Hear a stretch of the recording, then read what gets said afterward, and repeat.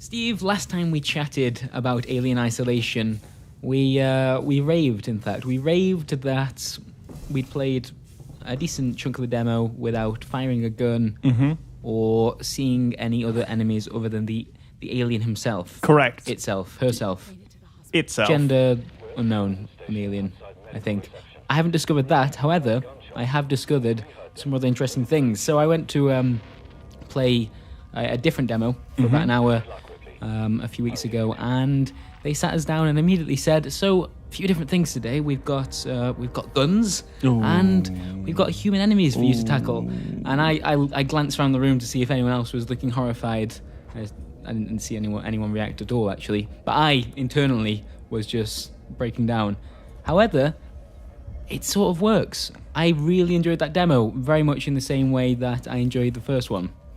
I think a big thing to realise is that although you start off with a revolver, I fired the revolver a grand total of 2 times. Both times I did that, the alien showed up, kind of wagged his finger at me and goes, no, we're not doing that, and then killed me because one of your biggest enemies is making noise. You fire a revolver and you're going to get in trouble. So it's not quite as bad as it sounds. No, it's not lock and load. All right, let's do this. Yeah. I didn't have a plasma rifle or anything like that. I don't really still know what the range of weapons is going to look like. I found a flamethrower during my travels, and that is actually the only thing that I managed to use against the alien itself. You can use it to drive the alien back temporarily, and then you go and hide in the locker or whatever cowardly thing you decide to do after. That uses quite a lot of fuel very, very quickly, and that was just a kind of, that was your get out of jail card if you saw the alien coming. Yeah. So once again, you're not really damaging it. No, you're keeping it at bay. Yeah, and it's interesting though that they give you a gun, and then they say don't use it. Yeah, and it is kind of weird. Like there are moments where you would be able to. I just didn't really use it at the best times. And obviously the other humans that you run into, these ones were, I imagine, scavengers that had either been trapped there or were still in the process of scavenging, and then realised there was an alien in around the space base. Fools. Yes. Now they also have guns, and they also fire them, and that is actually really interesting. So, like when there was a couple of times when I managed to sneak behind a human and then give him a bop on the head with my spanner, and that did the trick. But if there was a room with a couple of guys, it's quite difficult to take on. So I was quite happy for them to make some noise, then I'd step back and the alien would come charging in, and it's horrible. Even when it's not chasing after you, the thought that it might glance and see you as it's running past is pretty horrendous. So yeah, I ended up using the alien as a way of clearing my way through. You became best buds. Yeah, groups of humans, which is kind of cool.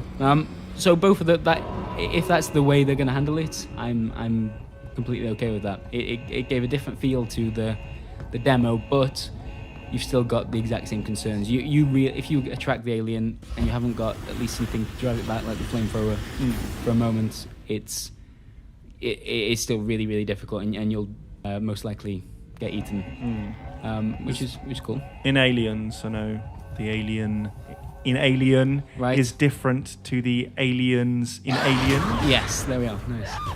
They look different and have different roles apparently, but yeah, Gorman in that scene in the air vents, Gorman shows that small arms fire just really pisses them off, and that's when him and Vasquez get killed. So yeah, I think it could be quite a like a subversive move to give you a gun. Yeah. And we've played too many Alien games or Aliens games where you can pull out the pistol and mow down legions. I definitely didn't get that feel of it. It was quite weird actually, because this is one of my favourite memories of playing it. When I first started, I had the revolver, and once I realised that it probably wasn't the best thing to be using, I still didn't put it away straight away. Like, it's just holding a gun in front of me felt safer. Made me feel safe, and that is. Like, the fact that the demo managed to put me into that kind of mind frame says something about how I feel about that alien, which was kind of cool. Other than that, we actually saw the crafting system in this one. The demo that you and I played before, we picked up the items but never did anything with them. Yeah. This demo has crafting items freaking everywhere. Every room you go into, the stuff to pick up, and you kind of get into that. It's almost like the kind of BioShock attitude of just pressing E or looting whatever. bins. Yeah, just picking everything up because it's all useful. That's a bit detrimental to the experience. Yeah, I guess it is, and like some of the stuff is hidden away, and you have to kind of look for it. But by looking for it, you're getting distracted, and it'll be interesting to see how they handle that. There was definitely more crafting stuff than I imagined there would be, and you use it actually in a very similar. If you've played Watch Dogs recently, in a very similar way to that. So the items you pick up, you bring up a crafting wheel, and there'll be crossover. So you may have to pick between certain items that you want to build using the same stuff, and it's instantaneous to build it. But whilst you've got the crafting wheel up, that doesn't pause the game. Of course. So whilst you're reading things, you may also be getting in trouble. I actually really like that about Dark Souls. When you are looking for items, you can still sometimes get in trouble. Yeah. And the kind of stuff you build is, we didn't see everything, but the best item by far was the Noisemaker, which is just called the Noisemaker. Of course, Splinter Cell I think style. Rotten Seal may have manufactured that originally. And yeah, that item is incredible because, one, if you know the aliens in front of you need to get past, you can throw it somewhere and then try and send him in the wrong direction, her in the wrong direction, it in the wrong direction. Or if there's a room full of humans that you want it to chew through, you just throw it in and see what happens. So that was by far my favourite item. There was also med packs if you get hurt, and EMPs because I ran into an android. Oh. The Alien Classic. And which model was it? Was it the Ash model? It was an advisor for the space base, basically, or like a helper. So when you activate it, it kind of all its dialogue is that kind of stuff, like how can I help you and that kind of things. But it's obviously gone a little bit awry and classic tries to murder you. Yeah, it's weird because the android is kind of similar to the alien in the sense that I didn't think you could kill it. It turns out you can actually do that with enough firepower or EMPs, which you can build. I didn't realize that. I tried once, and then in fact I set it on fire using the flamethrower, and it just kept coming. And then I realized that sounds terrifying. In a really bad spot. It should have melted though. It should have melted. It didn't look in the best of shape, but it didn't slow it down. No. And as androids, they are pretty hardy. Yeah, I imagine so. Pretty flame resistant. So they can grab you. Well, I only met the one android. Apparently, there are going to be more than just that one throughout the game, and you can escape. So it was like a quick time thing. So you'd have to mash a button to kind of get it off you, but it would damage you in the process. It definitely feels like a substantial enemy, and yeah, I didn't even realize that you could tackle it. And it's weird to see the alien and the android interact because they don't see each other. Neither of them see each other as a problem. The alien doesn't see it as biological, similar to in the movies, so it leaves it alone, and the android just kind of, it's a bit weird, just wanders around saying strange things whilst there's an alien standing next to it. Well, yeah, the only, I think in Aliens, or like Aliens is obviously separate from Alien in this universe, I think. I'm not sure if they're taking anything from it, but Bishop does get his shit ruined quite substantially by the alien queen. Yeah. But yeah, but at first it seems like he's not seen as a threat, right? I think, and this could be total bollocks. Well, it's not total bollocks because I read it somewhere, so it must be true. But when Bishop gets into, again we're talking about Aliens, but when Bishop gets into the crawl space towards the end of Aliens, and someone hands him a pistol, and he kind of looks at it quizzically and hands it back. Yep. And then apparently during that scene, while he was crawling down the crawl space, there's meant to be a little hole, and the alien was meant to look in, but he just walk off because it's not really. I presume the thinking for the alien queen is he's in the way. Yep. Yes, and I questioned this when I spoke to one of the devs after. I said, is that always how those two are going to interact? And apparently, if the alien sees the android as a threat, then it will destroy it. So no doubt at some point there'll be some kind of scripted event there'll be a where scene the android does something that gets in the way and the alien tears it apart. But I didn't get to see that. They just it was really bad actually. This is probably my only complaint from the demo. I really, really enjoyed it. But when I activated the android, you kind of have to do it whilst you're escaping from the area. It's kind of part of the process. It checkpoints as you activate it. So the android was in the room with me. I just kind of open the door on the other side of the area I was in so I could escape. Checkpoint. So what happens is, from that checkpoint, I turn around, the android is behind me on fire, and it's about as far as you are from me now. That doesn't help anyone listening to this video, because you could be in a different country. What, about 3 feet? Yes, and he kind of... So he's in grabbing distance of me straight away. So almost every time I started from this checkpoint, and I died a lot, the android was reaching for me. And the alien was racing towards the room, because you kind of trigger an alarm whilst you do it. And I'd left it a little bit too long, so the alien was already coming before I checkpointed. And so every time I started, I'd turn around, android on fire, boom, managed to like grapple my way out of that, and an alien charges into the room, and oh god, it was so difficult. I spoke to a few people after.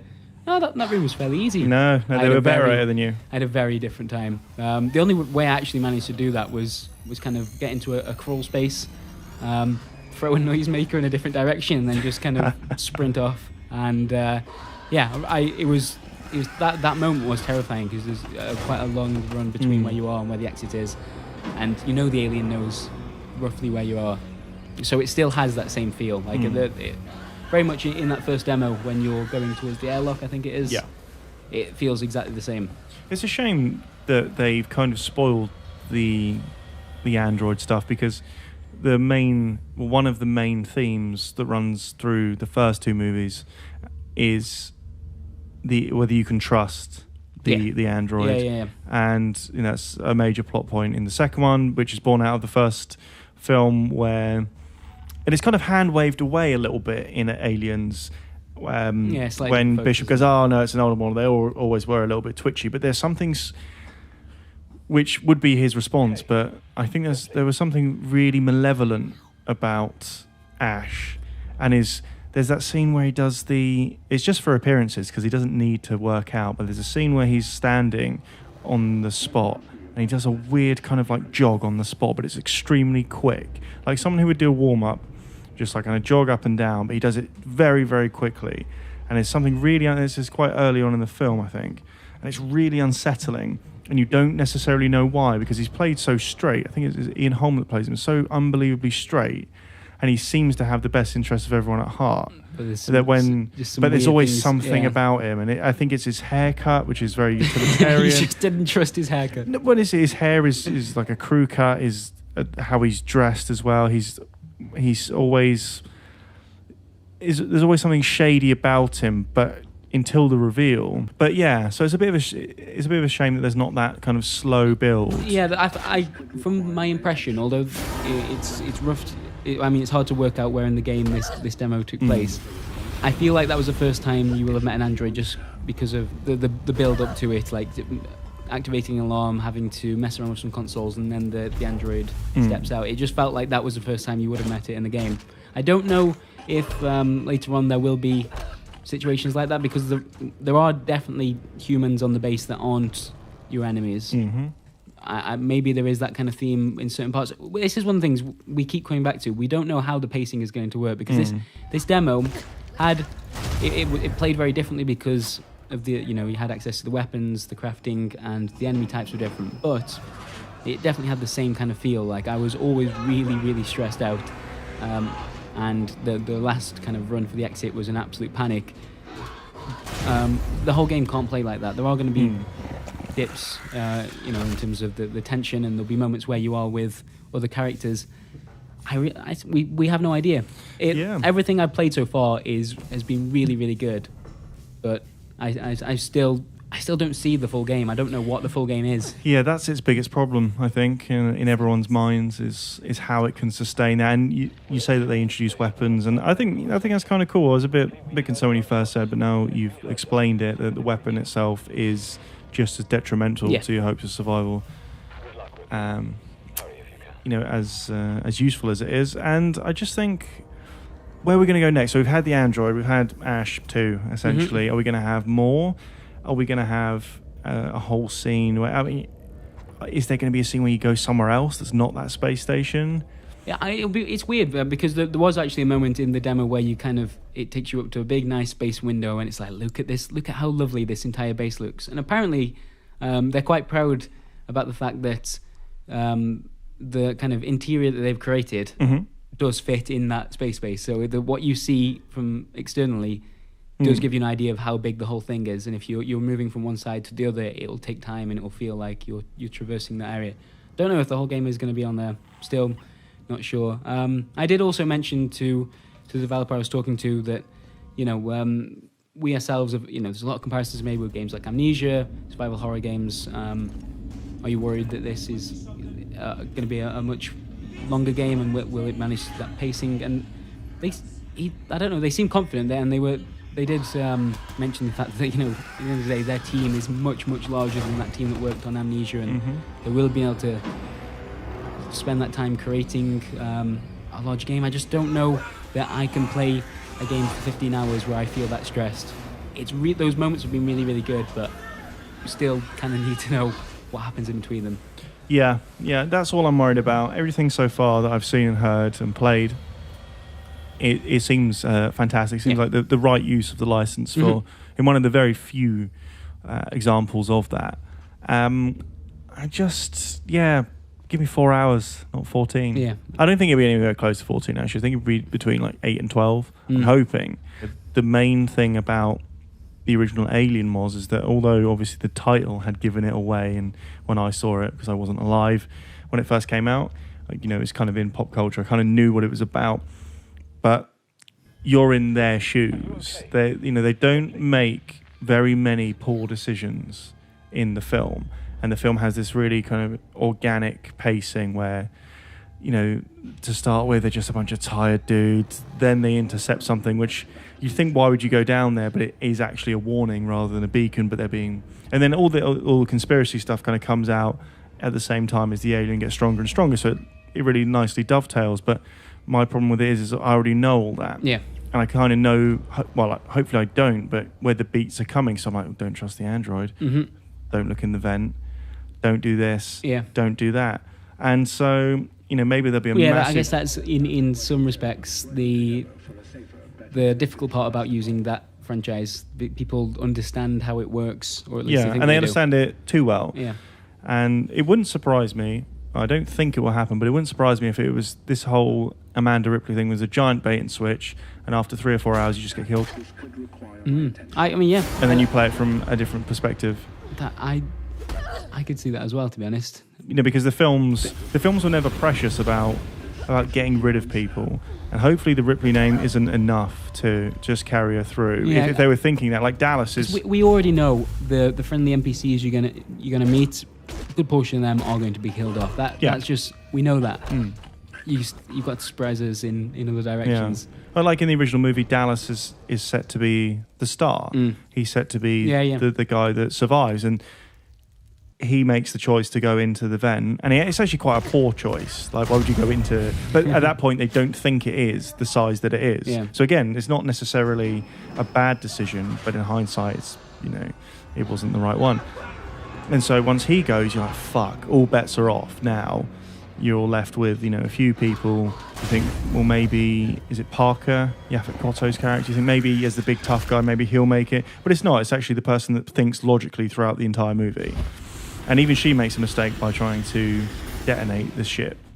And so, but we know all that. This is the thing, is like, it's so clear in your head that it'll take a lot to surprise. It won't take a lot to scare you, but it'll take a lot to surprise you. And after a few hours, you'll be tired of the scares because there's only so many ways in which you can be scared. That's an interesting point. The demos we've played have been roughly 45 minutes to an hour long. We played it in probably that's the perfect amount of time almost to play a game where you're being scared that much in similar kind of ways. So once again, really, really cool so far. Still not sure on the pacing, but I mean, it's just been a lot of fun to play it. Yeah, one of my most anticipated games of the year. So E3, let's see what happens. Crap, we're already there by the time this video goes up, actually. Yeah? It's in the future. Okay, we're there. I'll let you know when I get back. Yeah, cool. All right, thank you, Steve. I'll see you in a bit.